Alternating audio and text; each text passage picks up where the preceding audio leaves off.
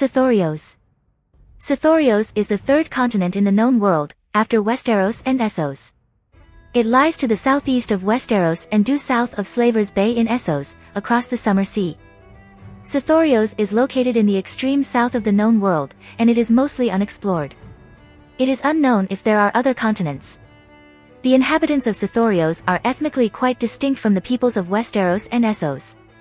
In contrast to the light-skinned and blonde-haired Undals of Westeros or the Valyrians of Essos, the inhabitants of Sothoryos are notably dark-skinned, more so than the copper/light brown appearance of the Rhoynar, Dothraki, or Giscari of Slavers Bay. Numerous islands dot the northern coast of Sothoryos. These have been mapped, and the main island chain is known as the Basilisk Isles, an infamous pirate haven. West of the Basilisk Isles is the large island of Noth, whose musically inclined inhabitants are famed for their devotion to pacifism. These islands are frequently raided for captives by ships from Slavers Bay, which is located just across the Summer Sea to the north.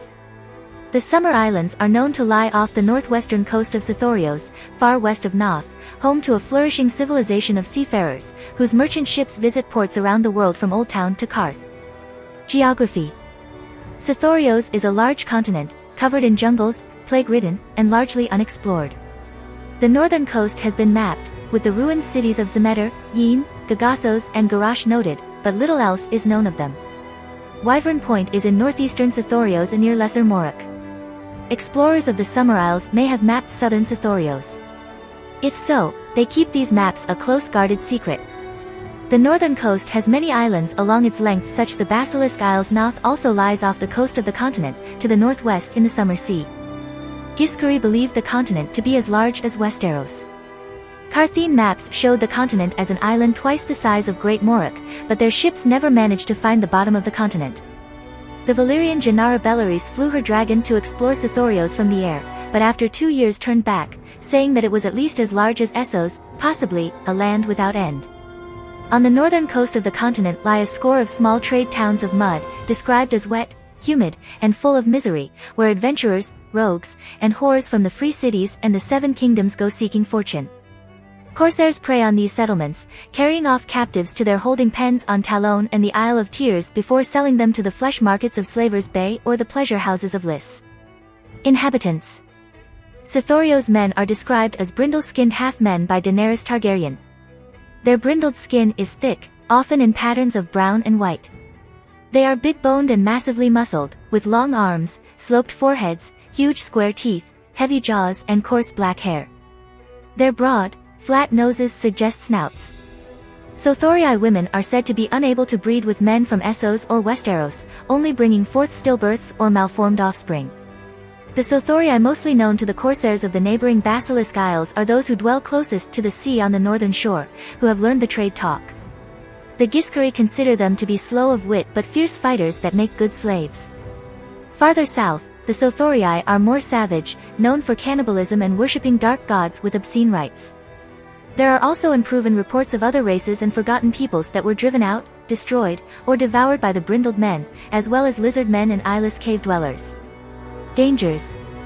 Besides the savage brindled men, particularly the ghouls and cannibals from the deep jungles, Sothoryos is home to many fatal diseases, including blood boils, green fever, dancing plague, sweet rot, bronze pate, the red death, grayscale, brown leg, worm bone, sailor's bane, pus eye, and yellow gum. The Zamoyos and other streams are home to crocodiles and swarms of carnivorous fish capable of stripping a man's flesh in minutes. The continent swarms with stinging flies, venomous snakes, wasps, and worms that lay their eggs beneath the skins of horses, hogs, and men alike. Basilisk Point is full of the eponymous animals, some of which are twice the size of lions. Sothoryos contains hairy apes in its jungles, and the forests south of Yin are said to be the home of apes that dwarf the largest giants, capable of killing elephants with a single blow.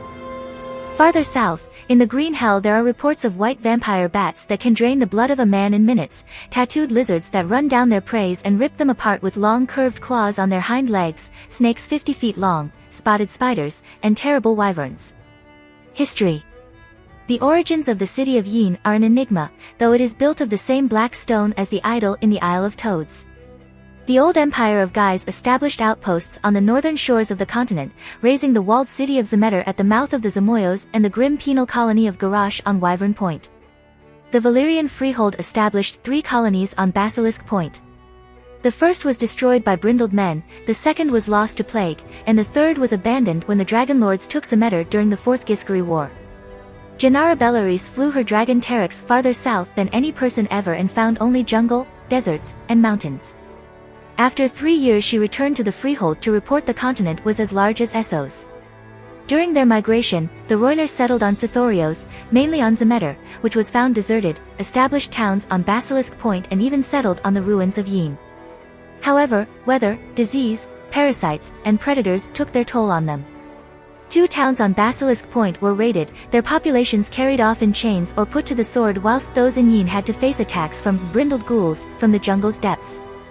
The Rhoynar struggled to survive for more than a year, until a boat sent from Semeter to Yin found that all of its inhabitants, men, women, and children, had vanished overnight. Afterward the Rhoynar abandoned Sothoryos entirely. After Lady Meredith was damaged by a leviathan, Ser Eustace Hightower sailed for the Summer Isles but landed on Sothoryos. His crew dwindled from disease and unexplained vanishings, but Eustace eventually hired a new crew of Summer Islanders and sailed for Tall Trees Town. Yezin Zo Kagaz contracted an unidentified disease while in Sothoryos. In the books. In the A Song of Ice and Fire novels and the World of Ice and Fire reference book, Sothoryos is loosely analogous to Africa, as Essos is to Eurasia. According to George R.R. Martin, Sothoryos is unexplored and largely unknown to the peoples living in the 7 kingdoms and the free cities. What few parts they have visited on the northern coast consist of a mostly tropical climate and jungles, home to multiple tropical plagues for which outsiders have no built-up immunity. The dense jungles overgrow the ruins of forgotten lost civilizations, and are teeming with dangerous wildlife. For men in Westeros, knowledge of mainland Sothoryos is extremely limited, as it is an unexplored land on the edge of their maps.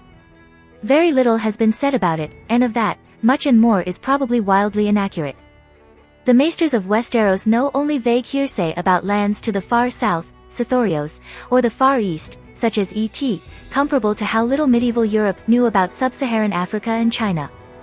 There are tales in Westeros of strange peoples east of Et, such as winged men or lizard men, so comparable tales about strange beasts and monsters in the deep jungles of Sothoryos may just be the stuff of legends or grossly exaggerated. Yandel, author of The World of Ice and Fire, gives many warnings about Sothoryos but ultimately admits that, we cannot claim to know Sothoryos well. External geography.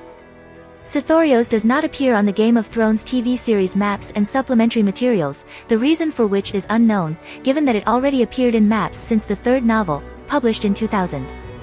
It is depicted in the opening title sequence, but using the older version of the maps from the 3rd book, this was updated slightly in The Lands of Ice and Fire, 2014, a companion map collection for the novels. In the older version, Sothoryos is bordered by the Summer Sea on every side. In the updated Lands of Ice and Fire maps now considered book canon, the Summer Sea still borders its western and northern coasts, but the eastern coast is now bordered by the Jade Sea. The Jade Sea is separated from the Summer Sea by the large island of Great Morok, wedged between Essos and Sothoryos. On the north side of the island, the 2 seas are connected to each other by the Straits of Karth, while at the southern end of the island, the 2 seas are connected by the Cinnamon Straits. Thus, south of the Cinnamon Straits and Wyvern Point, the east coast of Sothoryos borders the Jade Sea, though it is still just as poorly explored as the northern and western coasts.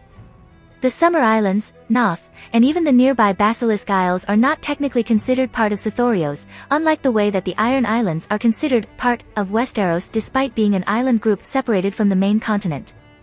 The inhabitants of all of these regions touched by the Summer Sea are notably dark-skinned and ethnically distinct from the peoples living in Westeros.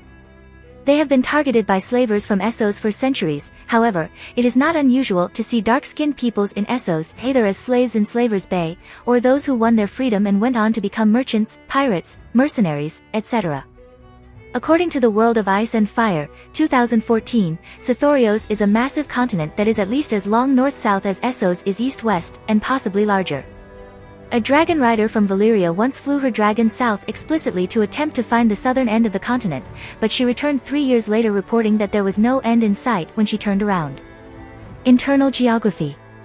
The explored, northern coast of Sothoryos lies a few hundred miles south of Slavers Bay and Valyria. Almost all of this territory is only known along the coasts themselves, with anything even a few miles beyond the shore totally unexplored jungle. If other peoples such as the Valyrians, Carthene, or Summer Islanders have better knowledge of the internal geography of Sothoryos, they have not shared it with men from Westeros. The center of the explored northern regions of Sothoryos is dominated by the large delta of the Zamoyos River, which is infested with large crocodiles. The Zamoyos Delta is roughly located directly south from Meereen and New Guise in Slavers Bay. The western edge of Sothoryos' explored coast ends in the peninsula Basilisk Point, while the eastern explored coast ends in the peninsula Wyvern Point. Basilisk Point is roughly located directly south of the eastern coast of the Valyrian Peninsula, while Wyvern Point is located roughly halfway between the longitudes of New Guise and Karth. The coast runs from southwest to northeast, so Wyvern Point is located a little closer to Karth, while Basilisk Point is located further away from the Valyrian Peninsula. The ruins of Zemeter are located at the mouth of the Zamoyos, while the ruins of Gagassos are located on the Isle of Tears to the west. Far upriver from Zemeter, in the deep jungle, are the mysterious and ancient ruins of Yin. Much of the unmapped jungles in Sothoryos are also said to be filled with overgrown, ruined cities from various vanished civilizations. Ancient history. There were apparently once thriving civilizations in northern Sothoryos during the Dawn Age, given the large number of ruined cities which can be found in its jungles. However, all of them seem to have collapsed long before the rise of ancient empires in Essos to the north, so that none of their histories or even identities are remembered. The northern regions of ancient Sothoryos may not always have been densely overgrown jungles, but they certainly became that way, swallowing up the old ruins. The most infamous and feared set of ruins stands apart from all the others, far up the Zamoyos River in the deep jungle, the extremely ancient ruined city known as Yin. Those who have studied its stones believe that it is impossibly ancient, perhaps even older than Ass-High. Nothing is known about the people who built Yin. The city is constructed out of a mysterious, oily black stone, which has been found in other ancient ruins scattered from the Iron Islands to the wastes east of Et. Its name inspires great terror, and all efforts to recolonize it have met with disaster, with every settler simply disappearing without a trace. Even the jungle itself seems to fear Yin. The ruins are strangely not overgrown, and instead the forest seems to shrink away from its presence. Scramble for Sothoryos.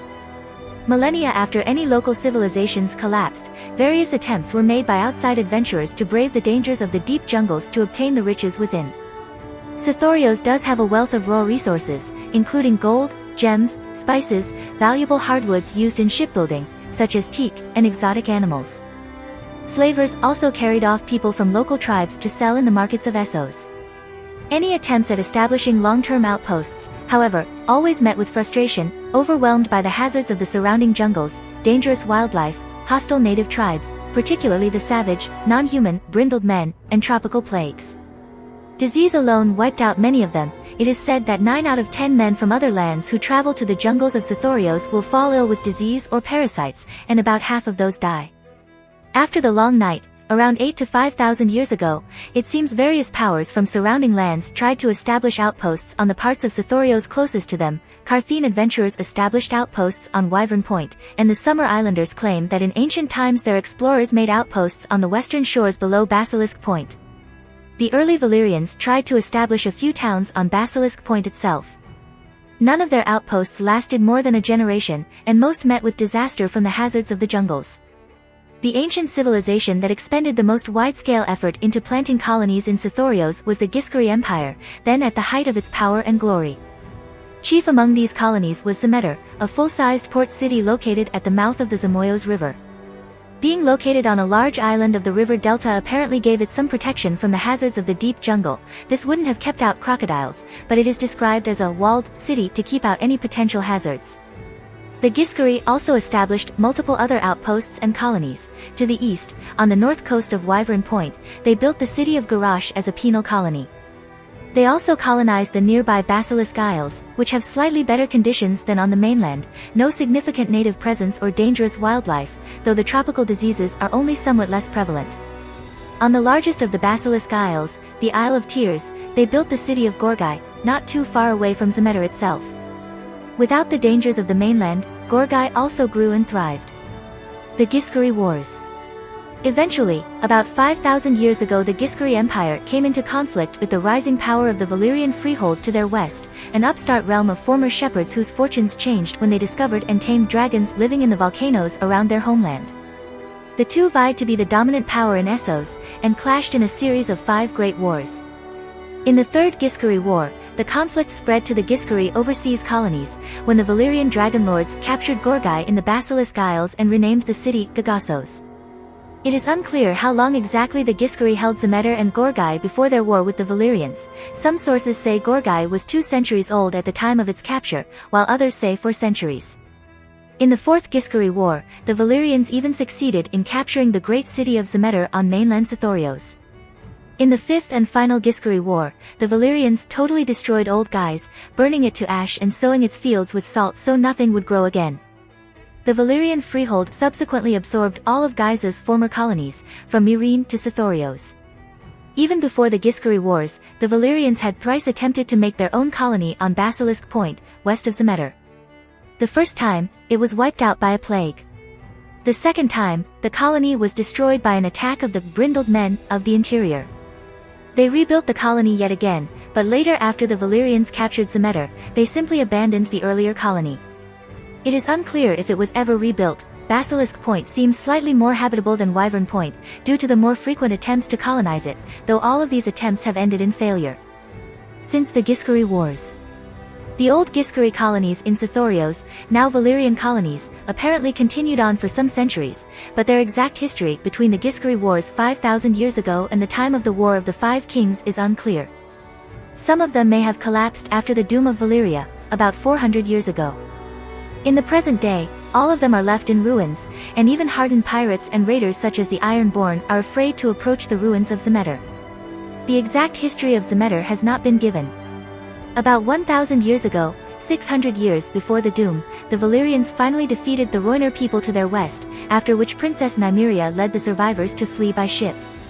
Nymeria and the Rhoynar attempted to settle on mainland Sothoryos, along Basilisk Point and the Zamoyos, with Nymeria herself staying with the ships at the ruins of Zemeter.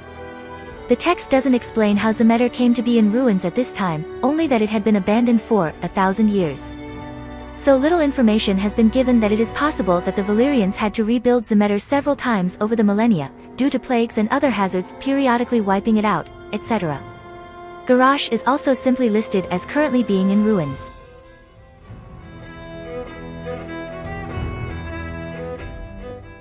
If you like this content, don't forget to like and subscribe. See you later, bye bye.